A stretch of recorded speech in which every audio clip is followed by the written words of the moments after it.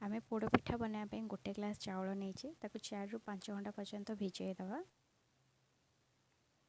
तापर से आम कि नड़िया कोरा दी गोटे फाइन पेस्ट बनैबा। एबे कड़ाई रे 2 ग्लास पानी नवा। से किछि लुण, कटा नड़िया, जेतिक आमर आवश्यक से गुड़ नवा।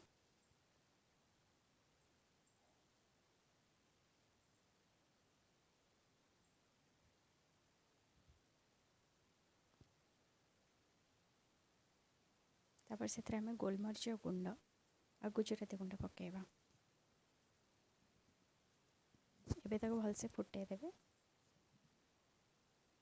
बाटी रखी चाउल को धीरे धीरे करी आमे पकेबा कड़ाई रे। ताको भलसे गोलेबे। जिते बड़े जंतनीर कलर चेंज होइतो जानबे सेटा परफेक्ट हो गला।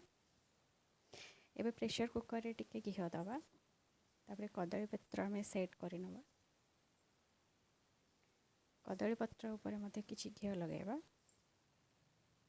तापर आमे जंतनी को सेट करिया भलसे।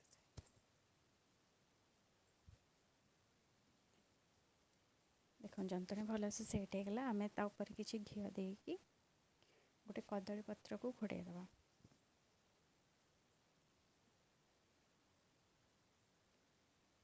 एबे आमे गैस ऊपर प्रेशर हुइसिल काढ़ी मध्यम आंच रे 5 मिनिट तापर सेम करके आमे घंटाटे दबा। 4 ରୁ 5 घंटा पर देखिए हमर पिठाटी भल भाव हो जाइथिबो। देखो पिठाटी आमर केते नरम हेजी।